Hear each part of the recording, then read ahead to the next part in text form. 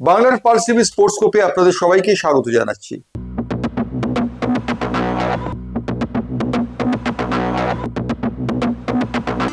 কাল বাদে পরশু আইএসএল এর নকআউট পর্যায়ের ফাইনালে মুখোমুখি হবে মোহনবাগান সুপার জায়ান্টস এবং বেঙ্গালুরু এফসি। এই ম্যাচটিকে ঘিরে এই মুহূর্তে টিকিটের চাহিদা তুঙ্গে। টিকিটের চাহিদা এমন একটি জায়গায় পৌঁছেছে যে একজনের সঙ্গে আরেকজনের দেখা হলে প্রথম যে কথাটি হচ্ছে তা হচ্ছে শনিবারের ম্যাচে টিকিট আছে কিনা। শনিবার মোহনবাগান সুপার জায়ান্টস এবং বেঙ্গালুরু এফসি মুখোমুখি হচ্ছে। এই ম্যাচে ধারে ভারে মোহনবাগান যে এগিয়ে আছে তা বলাই বাহুল্য। তবে বেঙ্গালুরু এফসির পুরনো চাল ভাতেবারের মতো রয়েছেন সুনীল ছেত্রী। সুনীল ছেত্রী কি সেদিন প্রতিভাত হতে পারবেন, নাকি ম্যাকলোরেন কিংবা মোহনবাগানের অন্য খেলোয়াড়রা সেদিন ঝড় তুলতে পারবেন যুব ভারত ক্রীড়াঙ্গনে? এই প্রশ্নটি বড় হয়ে দাঁড়িয়েছে এই কারণে, কারণ দু দলের তুলনামূল্য বিচারে মোহনবাগান একটু এগিয়ে রয়েছে, সে বিষয়ে বলে দেবার কোনো অপেক্ষা রাখে না। তবে এই ম্যাচে পণ্ডিতদের আগাম বার্তা সবসময় মেলে না, কারণ ম্যাচের দিন কে কি ফর্মে থাকবেন তার উপর নির্ভর করে কি হতে চলেছে। মোহনবাগান শিবির থেকে একটি খারাপ খবর এসছে, সেটি হচ্ছে মনবীর সিং খেলতে পারবেন কিনা তাই নিয়ে সন্দেহ দেখা দিয়েছে।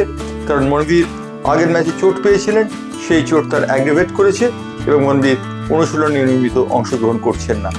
সুতরাং মনবীর খেলবেন কিনা তাই নিয়ে খানিকটা সন্দেহের অবকাশ রয়েছে। এই গেল আইএসএল এর নকআউট পর্যায়ের ফাইনালের খবর।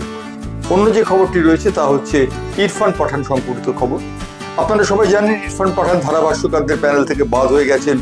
বিসিসিআই তাকে বাদ দিয়েছেন সিনিয়র কয়েকজন খেলোয়াড়ের অনুরোধে। কিন্তু ইরফান পাঠানের সে ব্যাপারে সাপে বর হয়েছে, কারণ ইরফান পাঠান একটি ইউটিউব চ্যানেল খুলেছেন। ইরফান পাঠান আইএসএল এর বা আইপিএল এর সমস্ত ম্যাচের সেখানে টেকনিক্যাল অ্যানালিসিস করছেন ইরফান পাঠান।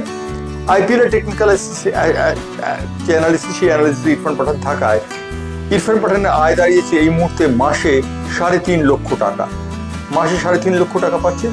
তা অবশ্য বোর্ডের যে 5 মাসের কন্ট্রাক্ট 2,40,00,000 টাকা তার তুলনায় নগণ্য, কিন্তু তা সত্ত্বেও ইরফান পাঠান ইউটিউব থেকে আয় করছেন 3.5 লক্ষ টাকা। এটি একটি খবর। যেমন আরেকটি খবর হচ্ছে রোহিত শর্মার নামে একটি স্ট্যান্ড হচ্ছে মুম্বাইয়ের ওয়াংখাড়ে স্টেডিয়াম। ইতিমধ্যে ওয়াংখাড়ে স্টেডিয়ামে স্ট্যান্ডের দাবিদার একনাথ ঢন্ডু সোলকার, যিনি প্রয়াত হয়েছেন বেশ কয়েক বছর আগে। রয়েছেন পদ্মাকর শিওলকার, যিনি প্রয়াত হয়েছেন মাত্র কয়েক মাস আগে। কিন্তু রোহিত শর্মার নামে স্ট্যান্ড হবে এটি প্রায় নিশ্চিত হয়ে গিয়েছে, এবং রোহিত শর্মার নামে স্ট্যান্ড হলে জীবিত খেলোয়াড়দের তালিকায় রোহিত শর্মার নামটি আবার প্রস্তুত হবে। উল্লেখযোগ্য, দিল্লিতে ফিরোজ শাহ কোটলা মাঠে ইতিমধ্যে বিরাট কোহলির নামে একটি স্ট্যান্ড রয়েছে। সুতরাং জীবিত খেলোয়াড়ের নামে স্ট্যান্ড হওয়াটা নতুন কোনো কথা নয়। সচিন তেন্ডুলকরের নামে স্ট্যান্ড রয়েছে। অজিত ওয়াদেকারের নামে এখনো কোনো স্ট্যান্ড নেই মুম্বাইয়ের ওয়াংখাড়ে স্টেডিয়ামে, তাই নিয়ে কিঞ্চিত সমালোচনার ঝড় যে বয়ে যাচ্ছে না তা নয়। কারণ ওয়াদেকার হলেন প্রথম খেলোয়াড় যিনি ভারতকে প্রথম টেস্ট জয়ে স্বাদ এনে দিয়েছিলেন বিদেশি দলের বিরুদ্ধে। সুতরাং ওয়াদেকারের নামে স্ট্যান্ড হওয়াটা গুরুত্বপূর্ণ বলে অনেকে মনে করছেন। অনেকে মনে করছেন না, রোহিত শর্মার নামে স্ট্যান্ড হওয়া দরকার, কারণ রোহিত শর্মার অবদান ভারতীয় ক্রিকেটের জন্য অনেকখানি। এছাড়া আইপিএল এর আরেকটি খবর রয়েছে, সেটি হচ্ছে সঞ্জু স্যামসন সম্পর্কে। সঞ্জু স্যামসনকে বোর্ড 24 লক্ষ টাকা জরিমানা করেছে। সঞ্জু স্যামসন গতকাল অর্থাৎ মাত্র বুধবার দিন হেরে গিয়েছেন তার প্রতিপক্ষ দলের কাছে হারের পর কম ওভাররেট করার জন্য পরপর 2টি ম্যাচে তিনি নির্বাসিত হয়েছেন।